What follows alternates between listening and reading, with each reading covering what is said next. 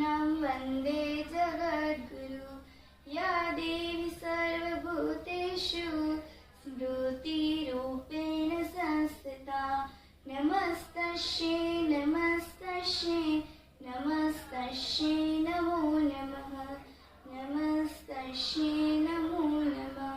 આજે આપણે જાણીશું કે ગીતા શું છે, ગીતાનું મહત્વ શું છે, આપણા જીવનમાં ગીતાનું મહત્વ શું છે।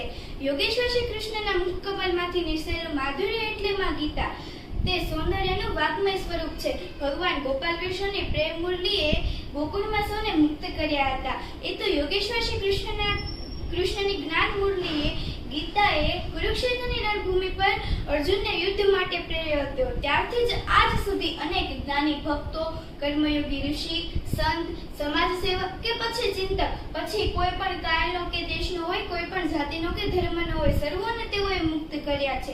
યુવાની એક સંગ્રામ છે, કુરુક્ષેત્રની રણભૂમિ ગીતાનું જ્ઞાન છે, સુયોગ્ય સ્ફૂર્તિ પુષ્ટિ ભૂમિનું સર્જન છે।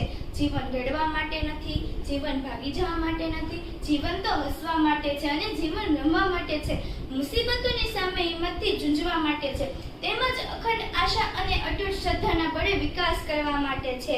વેદ અને ઉપનિષદોના મહાસાગરને ગીતાએ પોતાની નાનકડી ગાગરમાં સમાવી લીધા છે। ગીતા એ સર્વશાસ્ત્રનો સમન્વય છે, ભાઈ સર્વશાસ્ત્રનો સમન્વય છે।